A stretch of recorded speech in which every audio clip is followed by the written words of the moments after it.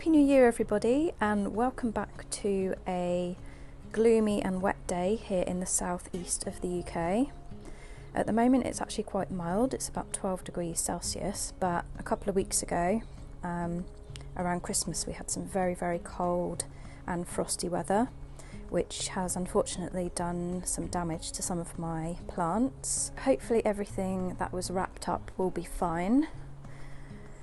But then some of the hardier plants, like the cordylines, have obviously taken some damage, like this one. So I'm not sure if this is going to recover or whether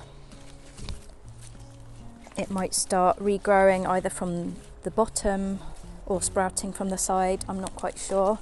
This is actually quite mushy, so I might have to remove some of this. The bigger cordyline is looking better, although it does have some browning and yellow leaves at the top, but I don't think it's looking like this one, so I think the big one should be okay. All the palms are looking amazing as usual, nice and green. It's amazing really after snow and frost how these recover, and they just look perfect. I've actually just noticed my Alstroemeria is resprouting. I obviously put quite a big pile of mulch over this one to protect it, but it started regrowing. That's crazy. The hot lips is still actually looking green, which I'm surprised at. I thought this might have gone a bit brown or yellow. I do need to give this a good prune. Hopefully the bananas under here will be okay, although actually this small one feels a bit soft. The big one feels firm, so that's a good sign. My poor tree ferns are not looking their best this year. Normally the fronds stay quite green and maybe I get a tiny bit of browning, but this year pretty much the whole thing has gone brown and crispy. I did cut a couple off that were literally hanging right down. I'm kind of tempted to cut them off and cover the whole top part of the trunk. I'm not sure. Hopefully the crown should be okay because that's been covered. But maybe I'll wait for them to kind of hang down a bit and then I might chop them and cover it. So this was the largest banana in the garden. Obviously this was one that I didn't cover this year and I was just going to see how it did. It feels firm right in the middle, but then some of the outer trunk feels a bit mushy, so I'm not sure about that. It might be okay. This smaller one I did chop down because, as you can see, it's gone completely mushy inside. If you feel all the way down, it feels hollow. But actually, when you get to about here, it feels firm. So it'll be fine, it'll regrow from the bottom. And yeah, again, this one feels really firm at the bottom, so that'll be fine. This one feels okay. And then obviously you've got some little ones here that usually are fine. But as you can see, they've turned to mush. I'm not worried though, they'll all regrow. Hopefully these in the middle should be okay. Yeah, they all feel okay. They are wrapped in a double layer of fleece, so I'm glad I did that. I'm quite surprised at how good the Schefflera is looking, because normally that goes a little bit kind of yellow if it gets frost on it, but it looks good at the top. It's getting very tall. You can see a couple of the leaves have dropped from the lower part, but the top of it looks fine. This is a Evergreen honeysuckle. That looks fine. My bottle brush is looking a little bit sad. Got some crispy leaves. Hopefully this should recover. Fingers crossed.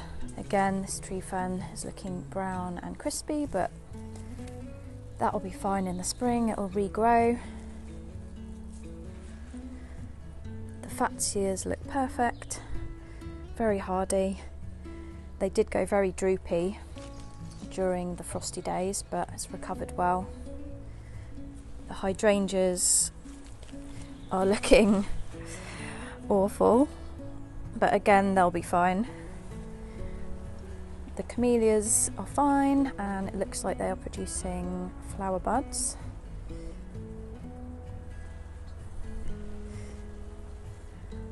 This is an evergreen hydrangea called Seemanii, a climbing hydrangea, and it's looking okay, a little bit crispy, but that'll be fine. This actually produces white cluster flowers in the summer.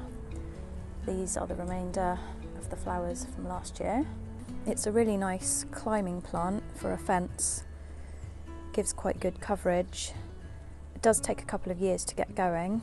They can be a little bit hard to get hold of, especially like a decent size specimen. I've actually got a few of these. I've got another one there, but because it's not getting as much light as this one, it hasn't grown as much. And then I've got one behind the fascia. Because it's this one's a bit more sheltered, it's still quite green, but again it's a bit slower growing because it's a bit shaded. I'm surprised at how well my red cordyline is looking. I think this one's called Red Star, because these are less hardy than the green ones, but it is undercover, so it is sheltered. As you can see here, the bromeliad is a goner, which is such a shame because it was doing so well. I should have just covered it, I completely forgot, but it's fine, I can replace this one. So all in all, considering the awful weather we had just before Christmas, the garden's not looking too bad. And like I say, it'll all bounce back. And if worst comes to worst, that cordyline will just kind of regrow from the base. They grow really quickly anyway. The tree ferns will all regrow and the bananas will grow, no problem. So from now until April time, I don't really have much to do in the garden. I will come out now and again and just kind of tidy it up, pick up all the dead leaves, and I need to sweep the decking. What I'm thinking I might do with this cordyline, because this is so soggy, if we do get frost again, it's just going to freeze and I'm going to lose the top part anyway. So I might chop the top of it off and then just cover the top of it to make sure that it isn't exposed to the rain and the frost. The underneath bit actually looks okay, because normally these will just regrow from the side or the base, so I'm not too worried about that really. Some of my little succulents are still looking really nice. Got another one over here. I love how it's kind of trailed over the rocks. Oh dear, that starfish is not looking good.